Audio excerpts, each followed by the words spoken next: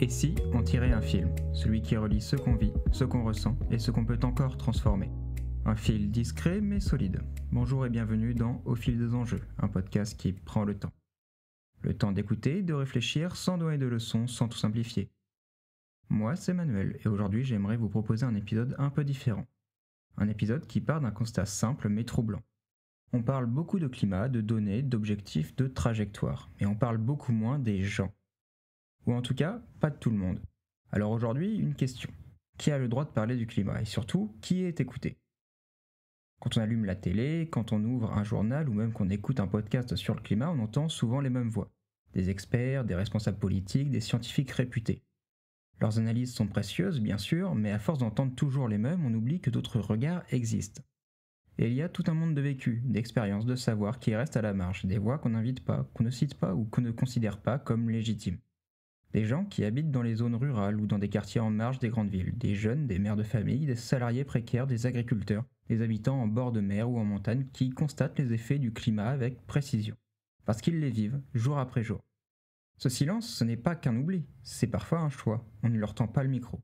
On ne les cite pas, on ne les consulte pas, parce qu'ils ne portent pas de titre officiel, parce qu'ils ne parlent pas avec les bons mots ou dans des bons cercles.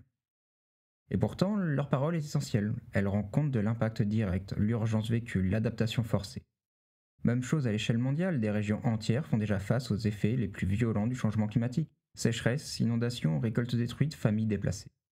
Mais dans les grandes négociations internationales, ces pays ont souvent moins de poids que ceux qui polluent le plus. Moins de micros, moins de temps de parole, moins de place autour de la table. Écouter ces voix, ce n'est pas faire de la charité. C'est réparer un déséquilibre, et surtout c'est mieux comprendre ce à quoi on fait face. Écouter ces voix, ce n'est pas cocher une case pour faire joli, ce n'est pas faire de la diversité pour la diversité.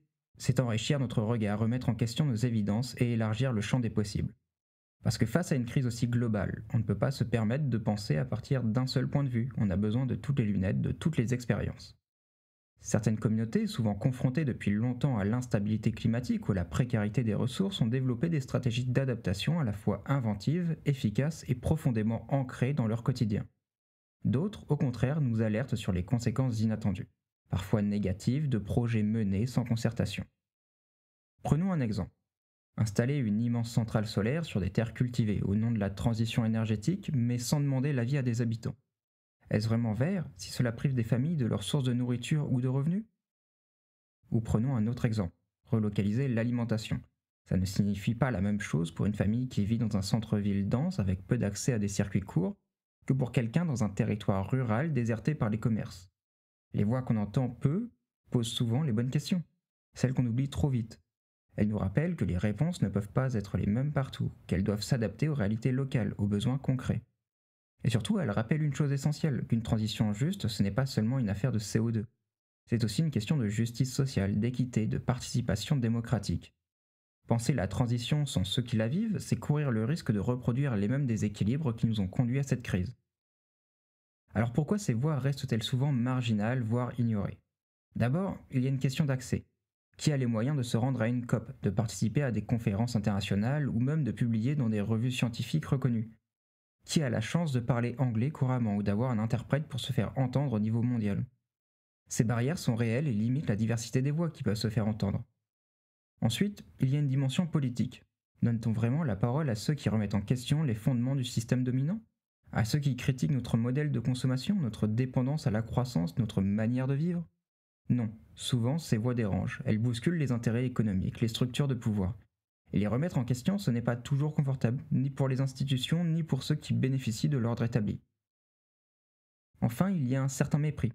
On tend à considérer que seules les grandes autorités, les experts reconnus dans les cercles internationaux, peuvent parler sérieusement du climat. Comme si les récits vécus, les expériences sur le terrain, les émotions personnelles, les savoirs locaux n'étaient pas aussi légitimes. Comme si ces voix issues de communautés qui vivent au quotidien les effets du changement climatique n'avaient pas la même valeur. Mais cette vision est en train de changer, et tant mieux. Ce que l'on commence à voir émerger, c'est une multitude de récits différents, de perspectives nouvelles. Des jeunes militants venant de pays émergents ou très pauvres, des récits portés par des communautés locales, des voix d'artistes, des paysans, de travailleurs, d'habitants des quartiers populaires. Tous, d'une manière ou d'une autre, ont quelque chose de profondément important à dire. Pas seulement sur les solutions techniques ou les mesures à adopter, mais sur la manière dont on veut vivre ensemble, sur ce que l'on considère comme essentiel pour l'avenir. Ce n'est pas juste une question de politique environnementale, mais aussi de justice, d'équilibre et de solidarité. Ces voix nous rappellent qu'on ne peut pas réduire la question climatique à une simple question technique.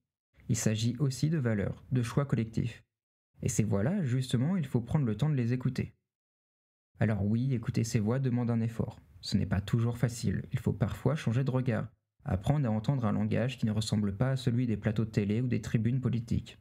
Un langage fait de récits, de silence, de colère parfois. Ou simplement d'un autre rapport au monde. Écouter autrement, c'est accepter de ralentir, de sortir des réponses toutes faites, des chiffres qui rassurent, des grandes promesses bien lissées. C'est prendre le temps d'être touché, bouleversé même. Parce que ce que racontent ces voix, ce ne sont pas des hypothèses abstraites, ce sont des vies, des pertes, des transformations déjà engagées. Et parfois, ces voix nous déplacent. Elles nous obligent à sortir de nos repères, à remettre en question nos certitudes. Et oui, c'est une démarche qui peut être inconfortable. Mais justement, c'est dans cet inconfort-là que quelque chose s'ouvre. Parce que si l'on écoute vraiment, pas juste pour cocher la case participation, mais pour laisser ces récits nous travailler, alors quelque chose change, quelque chose en nous. Car ces voix ne viennent pas simplement ajouter une perspective, elles déplacent la question. Elles nous forcent à penser autrement, à relier les enjeux écologiques aux réalités sociales, aux rapports de pouvoir, aux inégalités concrètes. Et à agir différemment aussi. Pas avec des solutions verticales pensées loin des terrains de vie, mais avec des démarches ancrées qui partent du local, de l'écoute, de la co-construction.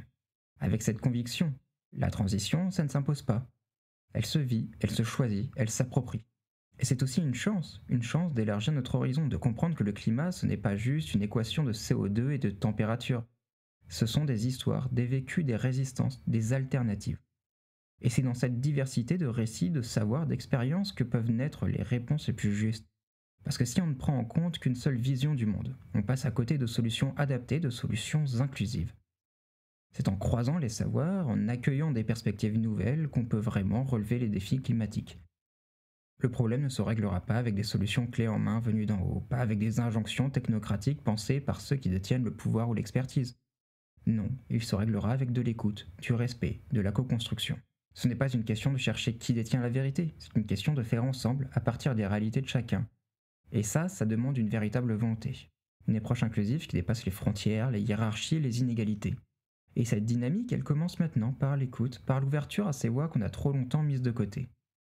Enfin, écouter autrement, c'est aussi se rendre compte qu'il n'y a pas une seule bonne manière d'habiter le monde. Qu'il existe d'autres récits, d'autres rapports au temps, à la nature, à la communauté. Et peut-être que c'est là, justement dans cette diversité, que se trouvent les pistes les plus justes, les plus fécondes. C'est en prenant le risque de l'inconfort, de l'écoute sincère, qu'on ouvre la voie à une transition réellement transformatrice. Pas une transition punitive, pas une transition imposée, mais une transition qui fait place à la dignité, à la justice et à l'imaginaire. Car au fond, écouter autrement, c'est déjà commencer à faire autrement. Alors merci d'avoir suivi ce fil avec moi. Merci d'avoir pris ce temps-là, ce temps pour écouter autrement. Parce que le climat, ce n'est pas qu'une affaire de données, ce n'est pas qu'un problème technique à résoudre ou une courbe à faire redescendre.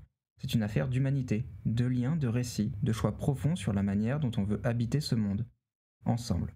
Et plus on élargit les voies, plus on élargit les possibles, plus on sort des impasses, des fatalismes, des solutions toutes faites. Et plus on laisse de place à ce qui peut vraiment transformer. Alors continuons à faire entendre d'autres voix, à ouvrir d'autres chemins. À bientôt, pour tirer ensemble un nouveau film.